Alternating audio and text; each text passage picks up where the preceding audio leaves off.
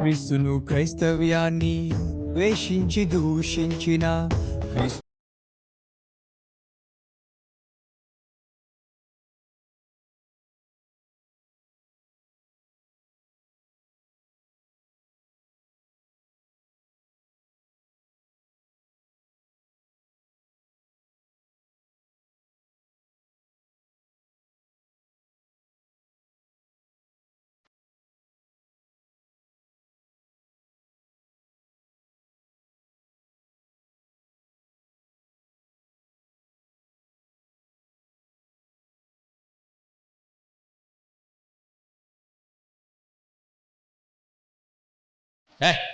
ఆడిపెట్టింది సర్పం నేను చుట్టపెట్టి నేను శుద్ధి బతికేస్తావా అని ఎవడైనా గీర చేస్తే ఏమవుతుంది? చచ్చి ఊరుకుంటాడు. ఇప్పుడు మీకు అర్థం కావాల్సిన విషయం ఏంటంటే, ఇక్కడ ఇశ్రాయేలును పాము కరిచినప్పుడు ఆ సర్పము చేత బాధింపబడినప్పుడు వాడికి మీదకి మరణము రాకమునుపు వాడు ఏం చేయాలి? ఆ సర్పమును చూడాలి. ఇప్పుడు సర్పమును చూచినప్పుడు ఆ ఇత్తడి సర్పము ద్వారా వీడు బాగుపడుతున్నాడా, లేకపోతే దేవుడు వాడిని బాగు చేస్తున్నాడా? ఇత్తడి సర్పములో స్వస్థత లేదు, ఇత్తడి సర్పములో ఆశీర్వాదము లేదు, ఇత్తడి సర్పములో విరుగుడు లేదు. విరుగుడు ఎక్కడుందంటే ఆ సర్పమును చూడమని దేవుడు చెప్పిన మాటకు విధేయుడవటం వలన అతని యొక్క సర్పము కాటు వలన మరణము నుండి తప్పించబడుతున్నాడు. ఆదాము అవలు జీవిస్తున్నప్పుడు అవ్వమ్మ పాపం చేసింది. ఇప్పుడు పాపం ఎక్కడుందండి?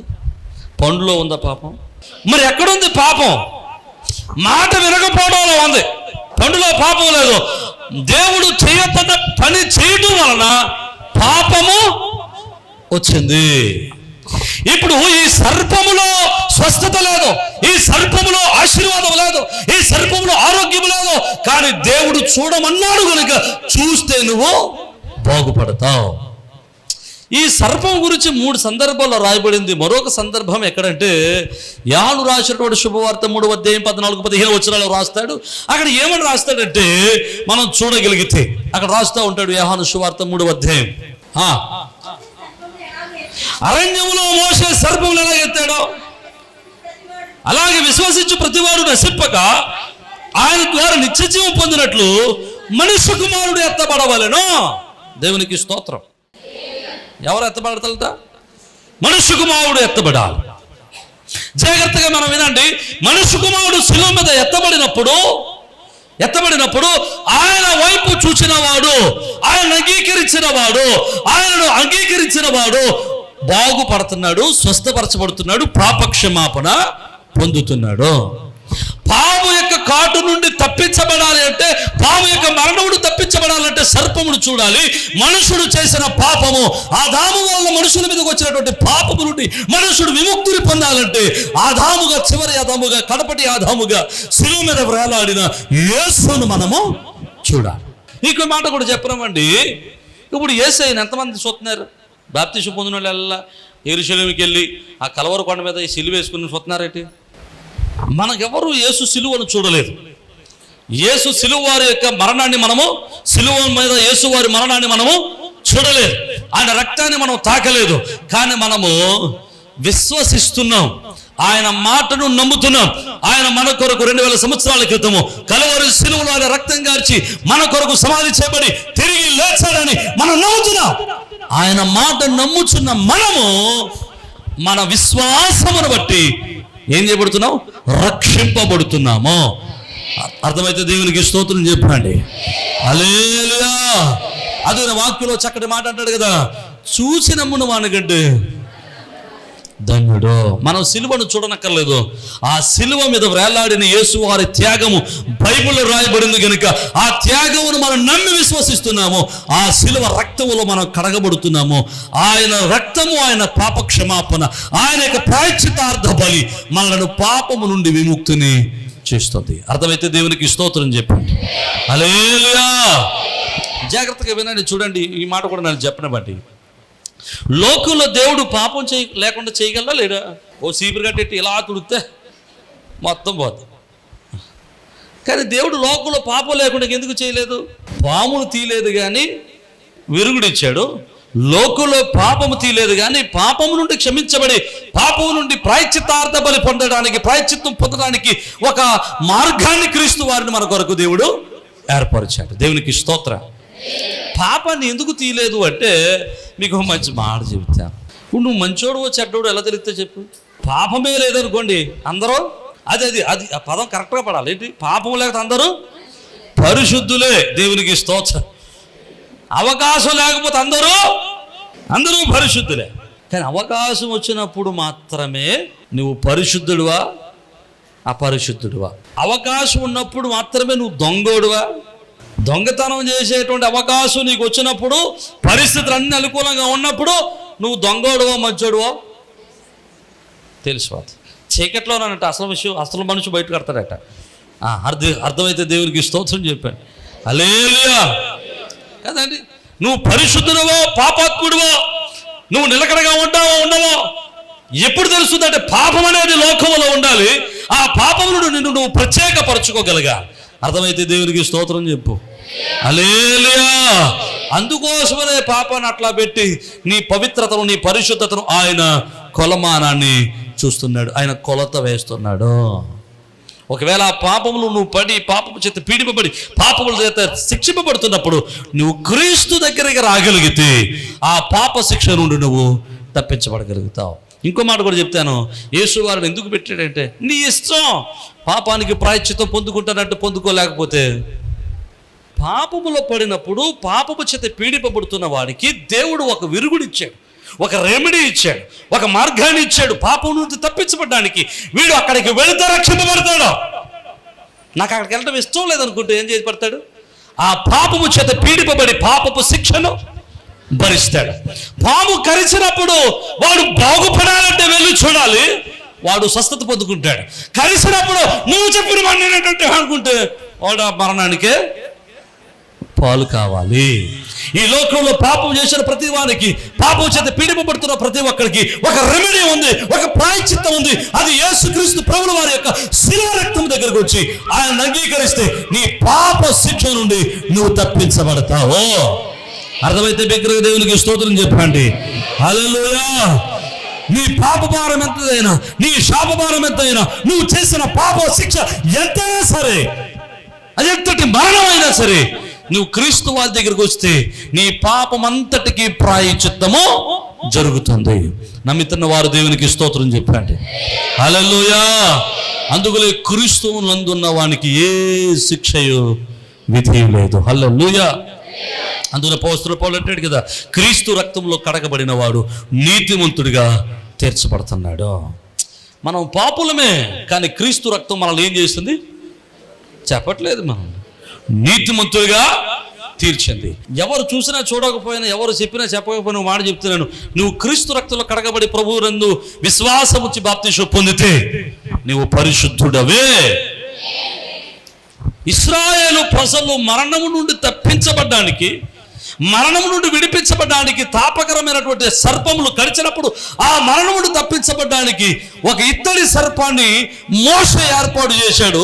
దాన్ని చూసినప్పుడల్లా కూడా మరణము నుండి ఇశ్రాయేలీలు తప్పించబడుతున్నారు. వారి ప్రయాణం సాగుతూ ఉంది.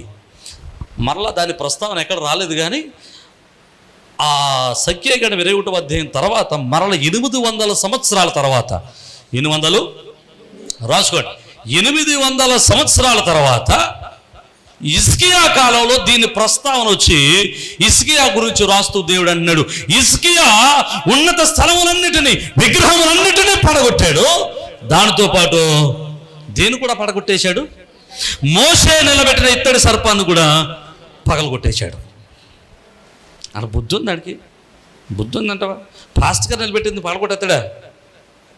పోనీ పాస్ట్ గారు అంటే మామూలు పాస్ట్ గారు కూడా కాదు, ఎలాంటివాడైనా దేవునితో ముఖాముఖిగా మాట్లాడిన వాడు, లోకంలో సాత్వికుడు, దేవుని చేత తీర్పు పొందుకున్నవాడు, దేవుని చేత ఆ దేవుని యొక్క స్వరూపాన్ని చూసిన వాడు, చచ్చిపోతే దేవుడే స్వయంగా వచ్చి సమాధి చేశాడు. అంత గొప్ప సేవకుడు నిలబెట్టిన సర్పాన్ని పగలగొట్టే బుద్ధి ఉందడికి అని మీ ఆలోచన కదండి.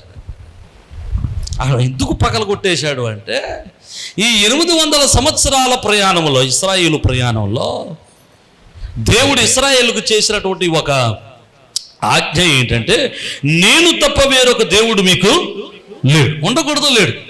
ఏ రూపానికి మీరు విగ్రహం చేసుకోకూడదు, ఏ రూపాన్ని మీరు ఆరాధన చేయకూడదు. హలో, ఏ రూపానికి మీరు ఆరాధన చేయకూడదు. ఆకాశం అంతే కానీ, భూమి అంతే కానీ, నీలయందే కానీ ఏ రూపంలోనూ మీరు విగ్రహాన్ని చేసుకోకూడదు, దానికి మొక్కకూడదు. ఆఖరికి మనిషి స్వరూపం కూడా చేసుకోకూడదు. దేవుడు ఇశ్రాయేలుకు చాలా స్ట్రిక్ట్ ఆజ్ఞలు ఇచ్చాడు. కానీ ఇశ్రాయేలుకి ఒక రుచి ఏర్పడింది. ఏంటి ఆ రుచి అంటే, అన్య దేవతారాధన చేయడం అనేటువంటిది కొంచెం అలవాటు అయ్యింది. అప్పుడప్పుడు వీరు విగ్రహారాధన చేయటం, విగ్రహాల దగ్గరికి వెళ్ళి నైవేద్యం పెట్టడం, విగ్రహాల దగ్గరికి వెళ్ళి పూజలు చేయటం వీళ్ళకి కొంచెం అలవాటు అయ్యింది. ఈ అలవాటుని అప్పుడప్పుడు దైవజనులు ఖండిస్తూ ఉన్నప్పుడు వారు ఆ విగ్రహాలను బయట పెడుతున్నారు. ఏ విగ్రహాలని? అన్యదేవతా విగ్రహాలు బయట పెడుతున్నారు. అన్యదేవత విగ్రహాలు బయట పెడుతున్నారు. కానీ అన్యదేవత విగ్రహాలు బయట పెడుతున్న ఇశ్రాయేలులను దారి తప్పించడానికి సాతానుడు వేసిన మరొక కుయుక్తి ఏంటంటే, సరే మీరు బయట విగ్రహాలు బయట పెడుతున్నారు కదా, ఇప్పుడు లోపల నుంచే మీకు విగ్రహాలు తయారు చేస్తానని సాతానుడు ఇశ్రాయేలు మనసులో ఒక ఆలోచన పుట్టించాడు. ఏంటంటే, అప్పుడు మోషే నిలబెట్టిన విగ్రహం చూసారా, దాన్ని చూస్తే మనుషులు బ్రతికారండి, దానిలో శక్తి ఉందండి, నడంటే దాని దగ్గర పూజ చేద్దామని మొదలెట్టారు. ఇశ్రాయేలు దేవుడు అన్య దేవత విగ్రహాలు పెట్టుకోవద్దన్నాడు. సాతానుడు ఏం చేశాడంటే, సరే మీరు బయట విగ్రహాలు తెచ్చుకోవద్దు, లోపల ఉన్న విగ్రహాలను పూజించండి అని చెప్పి, అప్పుడు లోపల ఉన్న వారు ఏంటంటే, వీళ్ళకి కూడా కనబడింది ఏంటంటే మోషే చేసిన ఇత్తడి సర్పము. ఈ సర్పము చూసినప్పుడు చచ్చిపోయే వాళ్ళు కూడా బ్రతికిపోయారా, అంటే దీనిలో శక్తి ఉందని చెప్పి వాళ్ళు ఏం చేశారంటే, ఇక్కడ పూజలు చేయటం మొదలెట్టారు. పూజలు చేయటమే కాదండి బాబు, దానికి ఒక పేరు కూడా పెట్టేశారు. ఆ పేరు ఏంటంటే నెహుష్టాను అని పేరు పెట్టేశారు. ఏం పేరు? అర్థమైతే దేవునికి స్తోత్రం చెప్పాడు. ఏంటది? నెహుష్టాను అని ఒక పేరు పెట్టేసి, ఇప్పుడు పేర్లంటే దేవత పేర్లు అంతే కదా, దేవునికి స్తోత్రం. నెహుష్టాను అని పేరు పెట్టేసి దాని దగ్గర ఏం చేస్తున్నారు, ఇప్పుడు పూజలు చేయటం మొదలెట్టారు, నైవేద్యాలు పెట్టడం మొదలెట్టారు. ఇప్పుడు వీళ్ళ ఆలోచన ఏంటంటే, మేము బయట విగ్రహాలు తేవండి, అంటే వాటికి ఏం పూజ చేయవండి, మోసే పెట్టిందేనండి బాబు, పాస్టర్ పెట్టిందేనండి బాబు. ఇప్పుడు దేవునికి చెందవలసిన మహిమ, దేవునికి చెందవలసిన ఘనత, దేవునికి చెందవలసినటువంటి ఆరాధన ఎవరికి చెందుతుంది? ఇప్పుడు ఇత్తడి సర్పానికి, హిజ్కియాకు కోపం వచ్చింది. దేవునికి చెందవలసిన ఘనత దేవునికి చెందాలని చెప్పి ఆ విగ్రహాన్ని తుత్తినీయలుగా చేసి పడేశాడు. దేవునికి స్తోత్రం చెప్పాడు. హల్లెలూయా, హల్లెలూయా అన్నాడు. ఇశ్రాయేలు దేశంలో, ఇశ్రాయేలు ప్రజలలో వారి మనస్సులను మార్చి విగ్రహాల వైపు, విగ్రహారాధన వైపు, దేవుడి యొక్క ఘనతను మరొక వైపు మళ్లించి ఇశ్రాయేలును దేవునికి దూరం చేసినటువంటి సాతాను ఆలోచనలు ఈరోజు క్రైస్తవ సమాజంలోనికి కూడా వచ్చేసాయి. మనందరం క్రైస్తవులుగా పిలబడుతున్నాం. నేను చాలా పర్యాలు చెప్తున్నాను, మనందరం క్రైస్తవులుగా పిలబడుతున్నాం. ప్రపంచంలో ఉన్న క్రైస్తవ సమాజాలు చాలా ఉన్నాయి, చాలా సంఘాలు ఉన్నాయి, అన్ని సంఘాలు క్రైస్తవులే. మనం క్రైస్తవులమే అని చెప్పుకుంటున్నాం, కానీ we are not in the right ship. మనం క్రైస్తవులుగా చెప్పుకుంటున్నాం, కానీ పరలోకం వెళ్ళే వాళ్ళ లేము. అర్థమైందా మీకు? మనం క్రైస్తవులం అనుకుంటున్నామే తప్ప మనము పరలోకం చేరేటువంటి మార్గములో లేము. ఎందుకో తెలుసా? మన సంఘంలోనికి నెహుష్టానులు వచ్చేసాయి. ఇప్పుడు సంఘాల్లో నెహుష్టానులు ఏంటి మీకు విషయం చెప్పండి. సాతాను ఎప్పుడూ తెరనకాల దర్శకత్వం వహిస్తాడు. తెర ముందర కనపడ్డవాడు, వాడు తెరనకాల పాత్రలు పోషిస్తూ ఉంటాడు, డైరెక్ట్ చేస్తూ ఉంటాడు, బయటికి కొడుకుని వస్తూ ఉంటాడు. అలా వచ్చిన ఈ సంఘంలో చాలా ఉన్నాయి. ఒక మాట నేను చెప్పి నేను ముగించడానికి ప్రయత్నం చేస్తాను. ఒక మాట ఇశ్రాయేలు కాలంలో, యేసుక్రీస్తు ప్రభుల వారి కాలంలో, యేసుక్రీస్తు ప్రభులు చాలా ఉన్నాయి, నేను చాలా రాసుకొచ్చాను. యేసుక్రీస్తు ప్రభుల వారి కాలంలో ఇశ్రాయేలుకు ఉన్నటువంటి ఒక చక్కటి ధైర్యం ఏంటో తెలుసా? అతిశయం ఏంటో తెలుసా? మేము ధర్మశాస్త్రాన్ని కలిగి ఉన్నాం. అది మీ దగ్గర లేదా? బైబిల్లో ఉన్నాయా? దేవునికి స్తోత్రం. నేనంటాను, ఈ బైబిల్ మీ దగ్గర ఉన్నంత మాత్రాన మీకు ప్రయోజనము. అర్థమైందా? రాత్రి వేళ పడుకున్నప్పుడు గాక పొరపాటున ఏదైనా కలగలో కానీ దెయ్యం కనబడిందా? బైబిల్ ఎక్కడ ఉందో నెత్తుకుని కల్లో కానీ పీడకల్లో వచ్చేసి నిద్రట్టకపోతే బైబిల్ ఎక్కడో నెత్తుకు తెచ్చుకుని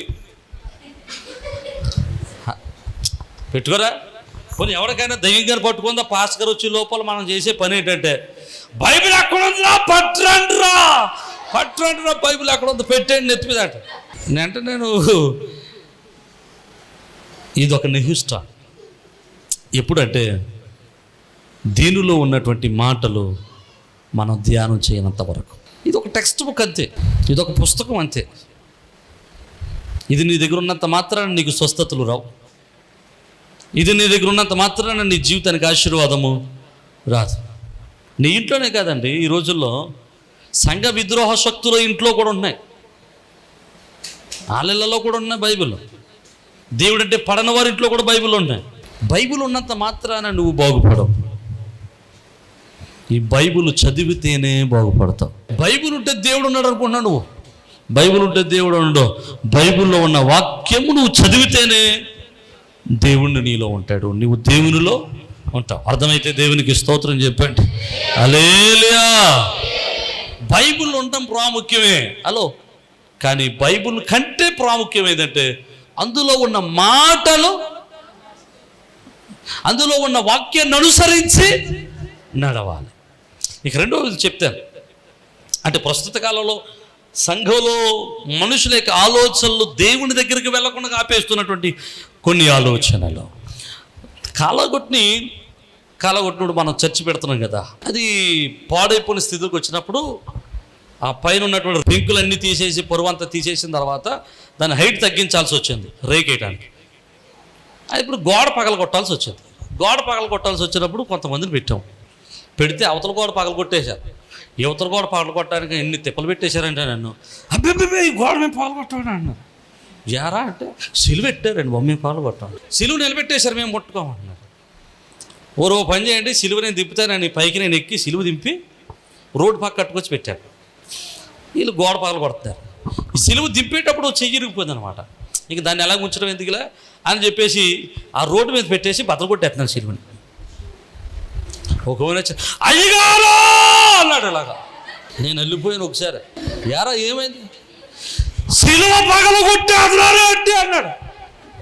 అయ్యి బాబు, అది కేకలకి నాకు అల్లిపోయింది నిజంగా. ఏ అన్నా నేను, అయ్యి బాబా అలా పగలగొట్టకూడదండి బాబా. ఎవరు చెప్పాడు? ఈ రోజుల్లో చాలా స్వస్థశాలలోకి మనం వెళ్తాం. ఈ స్వస్థశాలకి వెళ్ళినప్పుడు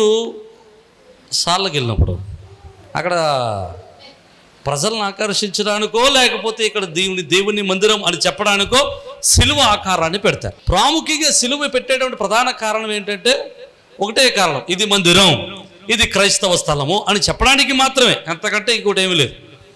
కానీ అక్కడికి వెళ్ళిన వాళ్ళు చూడాలి బాబా, మగ్దలేని మరియాలు అయిపోతారు అందరూ. కళ్ళ నీళ్లతో యేసు ప్రభు పాదాలు కడిగేస్తూ ఉంటారు. అక్కడ పాస్టర్ గారు కూడా తప్పురా అని మాత్రం ఎవడో చెప్తే మళ్ళీ రారు. దాని మీద పడి ఆ రొంగంతా తినేస్తుంటారు. దాని రొంగంతా పాస్టర్ గారు నెలకోసారి రొంగ వేయించాలి దానికి. నేనంటాను, ఈ సిలువ ఆకారమే నీ జీవితంలో ఒక నిహిష్ట. దేవుని దగ్గరికి వెళ్లకుండా నిన్ను ఆపేస్తుంది. అది మన మెడలో సిలువ వేసుకుని భయం వేస్తే అయ్యో ఈ ప్రభానికి స్తోత్రం ఈ సిలువ కాపాడేద్దా నేను అలాగని కూడా నేను చిన్నప్పటి నుంచి ఎప్పుడూ సిలువ వేసుకోలేదు మెల్ల. అలా మీకంటే ముందు నేనే పోవాలి అలా. అదా మరి మిమ్మల్ని అందరినీ దయ్యాలు పెట్టుకుంటే మరి నన్ను ఎందుకు కట్టుకో? మీ పిల్లలందరినీ దయ్యాలు పెడతారు. మిమ్మల్ని అంటే బాగుగా అంటున్నాను, ప్రతి ఒక్కరు దయ్యాలు. మరి నా జీవితంలో ఎప్పుడు నన్ను దయ్యం ఏడిపించలేదు. నా మెల్లో సిలువ ఉండదు. ఎక్కడ ఉంటుంది సిలువ? హృదయంలో ఉండాలి సిలువ. దేవునికి స్తోత్రం చెప్పండి. హల్లెలూయా. ఇది నీ జీవితంలో ఒక నిహిష్టాను. సంఘంలోనికి సాతాడు తీసుకొచ్చిన ఒక నిహిష్టాను. ఇది క్రైస్తవ పద్ధతే. కానీ దానిని సాతాడు ఏం చేశాడంటే నేను దేవుడి దగ్గరికి వెళ్ళకుండా అక్కడే ఆపేశాడు. నీకు ఇంకో మాట కూడా చెప్తాను. ఒకవేళ యేసు ప్రభు వారి సిలువ ఫోటో వేసి చిన్న మొక్కలు అంటే పరసలు పెట్టుకునేంత మొక్కలు వేసి, అమ్మా నేను ప్రార్థన చేశాను, ఇదిగో ఈ సిలువ ఫోటో పట్టుకెళ్ళి మీ పరసలో పెట్టుకోండి, రేపు నుంచి డబ్బే డబ్బు అన్నాను అనుకోండి, 100 రూపాయలు అయితే 500 కట్టి కొనుక్కెళ్ళిపోతాం మనం. మీరు ఆ సిలువ ఫోటో పట్టుకెళ్ళి పరసలో పెట్టుకుని శుభ్రంగా ఇంటికి వెళ్ళి పడుకోండి అంతే. పొద్దున్న అయితే 100 రూపాయలు ఉంటాయి. ఇద్దరు ఉంటాయా చెప్పరే? నేను అదే అంటున్నాను. ఇలాంటి సాంప్రదాయాలు ఇలాంటి చెడు ఆలోచనలు నిహుష్టానులాగా తయారయ్యి మనలను దైవ భక్తికి దూరము. అర్థమైతే బిగ్గరగా దేవునికి స్తోత్రం చెప్పండి. హల్లెలూయా. ఇంకో మాట కూడా నన్ను చెప్పనవ్వండి. మనందరికి తైలాలు వాడతారా? ప్రార్థన తైలాలు వాడతారా? నేను వాడతాను తైలం. నేను తైలం వాడలేదని చెప్పి. ఈ తైలం ఎలాగంటే, ఇప్పుడు తైలములో స్వస్థత ఉందా? తైలం రాయమన్న వాడిలో స్వస్థత ఉందా? చెప్పట్లేదు మీరు. రాయమన్నలో ఈ తైలం బాటిల్ కదా కిందెట్టి పొరపాటును కానీ కాలుగా తగిలిందా, అది ఎంత దృష్టవంతురాలో. పిల్లలకు కూడా పెట్టమని ముద్దులెట్టేస్తుంది దానికి. నీ ఆరాధన అంతా అక్కడ ఆగిపోతుంది. ఆరాధన అంతా అక్కడ ఆగిపోతుంది. ఇంకో మాట కూడా చెప్తాను. ప్రస్తుత కాలంలో సంఘాల్లో ఉన్నటువంటి మరొక చెడు నిహుష్టాను ఆలోచన ఏంటో తెలుసా? మనకంటే ముందుగా పవిత్రులుగా క్రీస్తు రాజ్యం కొరకు పరిచర్య కొరకు ప్రాణాలు పెట్టిన వారందరినీ మనం ఇప్పుడు దేవుళ్ళకి చేసేస్తాం. మరి అందరూ ఏకీపిస్తారో లేదో, అందరూ ఎలా చేస్తారో నాకు తెలియదు. కానీ ఒకసారి ఒక దైవజనురాలు ప్రార్థన చేస్తుంది. ప్రభువా, ప్రార్థన అంతా బాగా చేసిన తర్వాత అంటే యేసయ్య దాసయ్య నామలు అడుగుతున్నావు తండ్రి అంట. ఏ నామూలనట? యేసయ్య దాసయ్య నామం. ఆయన పరమభక్తుడే, నేను కాదట్టలేదు. కానీ దేవునికి చెందాల్సిన మహిమకు చెందిందో వాడిని పక్కనట్టాల్సిందే. ఎవరితటి అది పోపైనా సరే తోపైనా సరే, దేవునికి చెందవలసిన మహిమ చెందకుండా చేస్తే ఎవరైనా సరే నీ జీవితంలో ఒక నిహిష్టాన్ని వాడిని నువ్వు పతనము చేయాల్సిన టైం వచ్చేసింది. అర్థమైతే దేవునికి స్తోత్రం చెప్పండి. హల్లెలూయా. నేనంటాను, అంటే దాసయ్య గారికి నేను వ్యతిరేకిని కాదు, కానీ ఆ చేసే ప్రార్థన వ్యతిరేకిని.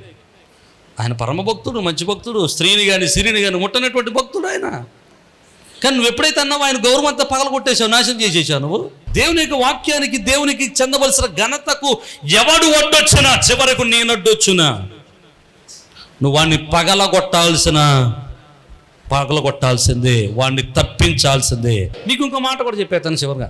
బైబిల్లో మాట ఉంటుంది, 111వ సంకీర్తన 9వ చరణంలో, దేవుని నామము మాత్రమే పూజింపదగినది, అదే పరిశుద్ధమైనది. పూజింపదగినది అని రాసినప్పుడు ఇంగ్లీష్లో ఏమని రాశాడంటే రెవరెండ్ అని రాశాడు. ఈ భూమి మీద పూజింపదగిన మనుషుడు ఎవరు లేడు, యేసయ్య ఒక్కడే. అర్థమైతే దేవునికి స్తోత్రం చెప్పండి. హల్లెలూయా. ఈ రెవరెండ్లన్నీ తీసి పక్కనట్టాల్సిందే. అంటే సేవకుడిని గణపరచొద్దు, సేవకుణ్ణి గౌరవించొద్దు అని అంటలేదు. వాడు పూజనీయుడు కాదు.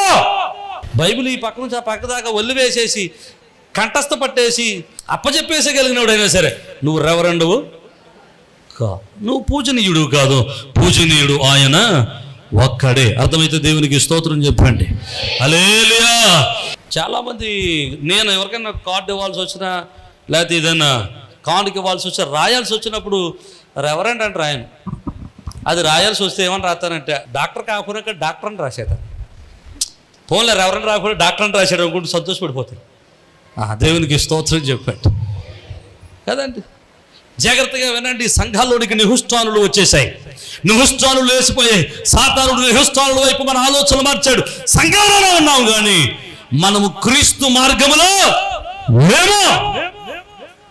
క్రీస్తుకు వ్యతిరేకమైన మార్గంలో, క్రీస్తుకు వ్యతిరేకమైన దారిలో, క్రీస్తు నడిపించని మార్గంలో, క్రీస్తు చూపించని మార్గంలో ఉన్నాం.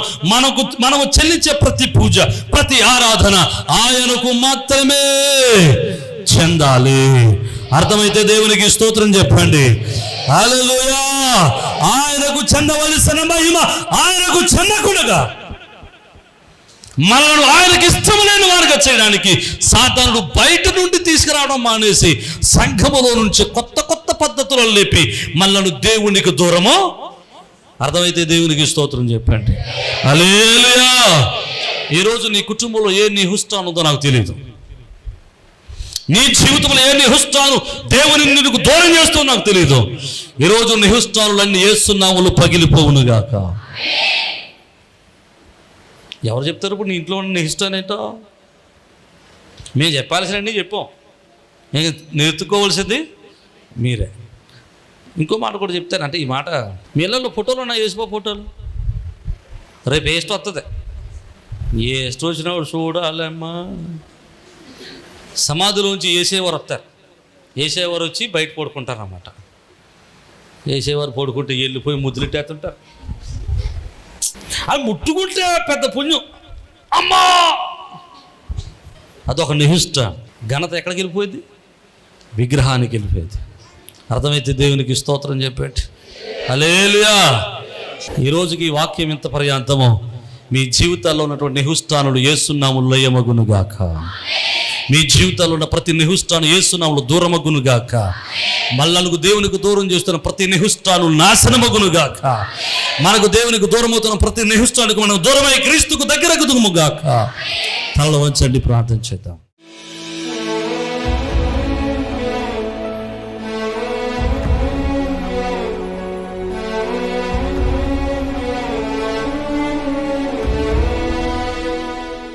సర్వకృపానిధి, ప్రేమ కలిగిన తండ్రి, జీవాధిపతి, మీ ఘనమైన నామమును బట్టి మిమ్మల్ని స్తుతిస్తా ఉన్నాం. అయాయో తండ్రి, జీవము కలిగిన దేవా, సర్వోన్నతుడు అయిన దేవా, ఆశ్చర్యకరుడు, ఆలోచనకర్త నిచ్చుటకు తండ్రి మీకు స్తుతురా. వినిన వాక్యాన్ని మా హృదయంలో నాటింపచేయండి. నీ కృపకు పాత్రులకు సహాయం చేయండి. మా జీవితాల్లో నీకు చెందవలసిన మహిమ నాయన మరొకరికి మేము ఇస్తున్నామేమో.